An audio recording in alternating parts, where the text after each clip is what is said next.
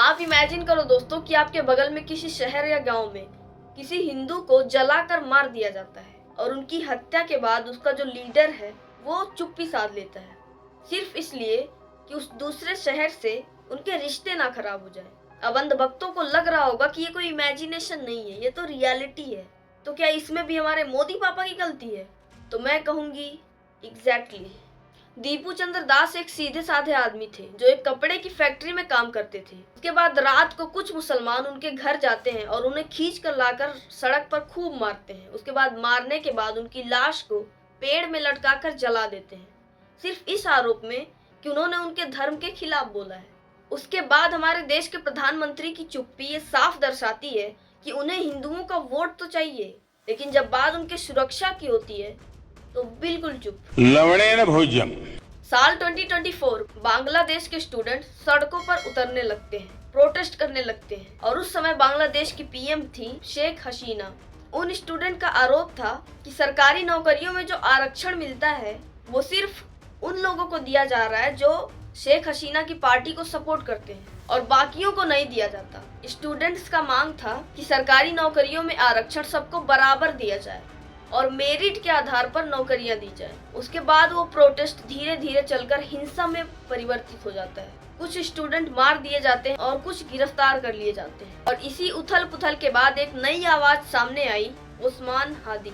इस हिंसक घटना के बाद उस्मान हादी इंकलाब मंच की स्थापना करते हैं, जिसमें वो खुलकर बोलते हैं शेख हसीना की नीतियों के खिलाफ, भ्रष्टाचार के खिलाफ और सत्ता के दुरुपयोग के खिलाफ। और इस हिंसक घटना के बाद शेख हसीना के विरुद्ध लोगों का गुस्सा बढ़ता चला जाता है और आखिर में शेख हसीना को 2024 में अपने प्रधानमंत्री पद से इस्तीफा देना पड़ जाता है और वो बांग्लादेश छोड़कर भारत चली आती है। शेख हसीना के इस्तीफा देने के बाद उस्मान हादी की लोकप्रियता धीरे धीरे और बढ़ती चली जाती है। उसके बाद 12 दिसंबर 2025 को 2 मास्कमैन आते हैं और उस्मान हादी को गोली मारते हैं। उसके बाद वो घायल हो जाते हैं, उन्हें हॉस्पिटल में एडमिट किया जाता है। उनके हेल्थ में सुधार ना होने की वजह से उन्हें सिंगापुर ले जाया जाता है और वहाँ 4-5 दिन रहने के बाद आखिर में 18 दिसंबर 2025 को वो अपना दम तोड़ देते हैं। और उसके बाद बांग्लादेश में जो हिंसा भड़की, सरकारी दफ्तर जलाए गए, लोग सड़कों पर उतर आए और उसी बीच दीपू चंद्र दास जो एक फैक्ट्री में काम करते थे और ये कट्टरपंथी उनके घर पर जाते हैं और उन्हें खींच कर लाकर सड़क पर खूब मारते हैं और मारते मारते आखिर में उनकी जान तक ले लेते हैं। और उसके बाद बीच चौराहे पर एक पेड़ से लटका कर उनकी शव को जला देते हैं। उन कट्टरपंथियों का कहना था कि दीपू चंद्र दास ने उनके धर्म के खिलाफ बोला है और असल में इसकी कोई भी रिपोर्ट नहीं मिली कि उन्होंने क्या गलत बोला था। और उन्हें जलाने के बाद वो लोग जश्न मनाते हैं, वीडियो शूट करके सोशल मीडिया पर शेयर करते हैं। उस्मान हादी की मौत का जिम्मेदार वो लोग भारत को बता रहे हैं। इसके बाद MEA ministry of external affairs ने बांग्लादेशी मीडिया की खबरों को प्रोपेगेंडा बताते हुए उसे खारिज करता है, कहता है कि ये सरासर गलत है और यूनुस सरकार से ये मांग करता है कि जो हिंदू युवक की हत्या हुई है उन आरोपियों को बख्शा नहीं जाए, उन्हें कड़ी से कड़ी सजा दी जाए। तो दोस्तों मैं आपको यहाँ पर एक वीडियो दिखाना चाहती हूँ जिसमें दीपू चंद्र दास को पुलिस खुद उन्हें खींच कर ले जा रही है। वो चिल्ला रहे हैं लेकिन पुलिस फिर भी उन्हें खींचते हुए ले जा रही है।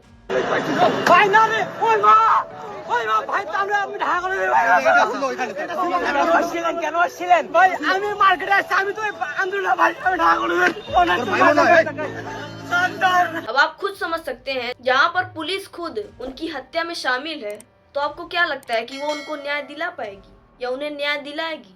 आखिर यूनुस सरकार अगर कोई एक्शन लेते हैं तो वो पुलिस से ही तो सहायता लेंगे, पुलिस से ही कहेंगे ना कोई एक्शन लो, आरोपियों को पकड़ो। तो जब पुलिस खुद वहीं पर शामिल है, क्या वो उनको न्याय दिलाएगी? इतना कुछ हुआ, एक हिंदू युवक की बेरहमी से हत्या कर दी गई, लेकिन फिर भी प्रधानमंत्री मोदी की तरफ से एक ट्वीट तक नहीं आया कि उन्हें श्रद्धांजलि दी हो या इस पर कुछ बोला हो।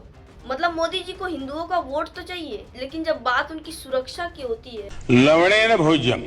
बात यहाँ पर यह है दोस्तों कि जिस युवक की हत्या हुई वो हिंदू जरूर था, लेकिन था वो दलित। तो आप सब तो जानते हैं कि हमारे देश में खुद दलितों का कितना सम्मान किया जाता है। अभी कुछ महीने पहले हुआ था, एक दलित CGI पर जूता मारा गया था।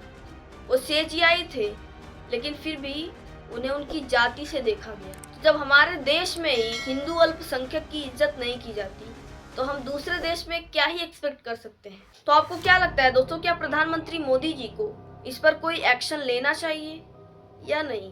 दोस्तों, अगर हम सरकार से हटकर बात करें अपने निजी जिंदगी में, तो आखिर लोग इतने क्रूर क्यों हो जाते हैं? तो इसका पहला रीजन है भीड़ की मानसिकता क्या है। अगर कोई व्यक्ति भीड़ में शामिल हो जाता है तो उसका अपना विवेक खत्म हो जाता है, उसको सही गलत समझ नहीं आता, बस ये सोचता है कि जो भीड़ कर रही है वो हम भी करेंगे। अब सवाल ये नहीं कि क्या हुआ, अब सवाल ये है कि ऐसा क्यों हुआ। यहाँ पर धर्म तो सिर्फ एक बहाना है, असल में असली वजह है डर, नफरत और राजनीतिक चुप्पी। क्योंकि उनको पता है कि जहाँ पर बात सरकार के फायदे की नहीं होती है वहाँ वो कुछ नहीं बोलती है। अब कुछ लोग कहेंगे कि देखो पूरा सच किसी को पता नहीं है, गलती दोनों तरफ से होगी। तो मैं एक बात बहुत क्लियर बोल देना चाहती हूँ, किसी भी हाल में, किसी भी आरोप में, किसी भी धर्म के नाम पर किसी इंसान को मार कर जला देना, ना ही ये कानूनी तौर पर सही है और ना ही ये व्यक्तिगत तौर पर सही है। ना कानून इसकी इजाजत देता है और ना ही इंसानियत। अगर कोई दोषी था तो वो था सिस्टम, क्योंकि भीड़ कभी जज नहीं होती और ना ही आग सजा होती है। और जहाँ पर भीड़ खुद फैसला लेने लगे वहाँ पर लोकतंत्र की कोई वैल्यू नहीं रह जाती। और ये घटना कोई पहली बार नहीं है, ऐसी बहुत सारी घटनाएं होती हैं और इसके कई सारे रीजंस होते हैं। इसमें पहला है कानून कमजोर दिखता है। जब अपराधियों को सजा नहीं मिलती है तो अपराधियों को मौका मिल जाता है और भी अपराध करने का। और दूसरा है राजनीतिक चुप्पी।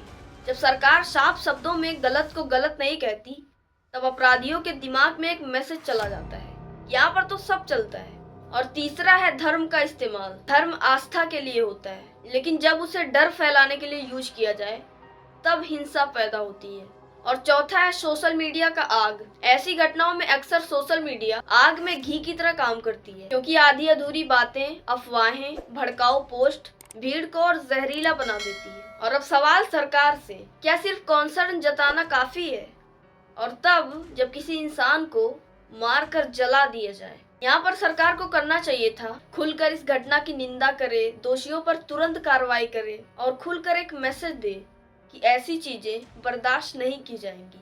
लेकिन हमारी सरकार ने इसमें से कुछ भी नहीं किया, क्योंकि जब सरकार चुप रहती है तब अपराधी बोलते हैं। तो क्या किसी इंसान की जान की कीमत तब ही होती है जब वो राजनीतिक फायदा देता हो? तो बात यहाँ पर यह है दोस्तों कि यह घटना सिर्फ एक व्यक्ति की मौत की नहीं है, बल्कि हमारे सिस्टम की हार है जो इस घटना पर खुलकर आवाज नहीं उठा रही है। तो मैं बस इतना चाहती हूँ कि इस घटना के तह तक जाया जाए और बाकी जो हिंदू अल्पसंख्यक बांग्लादेश में रहते हैं उनकी सुरक्षा पर काम किया जाए, ना कि ऐसे किसी को जला दिया जाए, मार दिया जाए, उस पर चुप्पी साध दो, कुछ मत बोलो।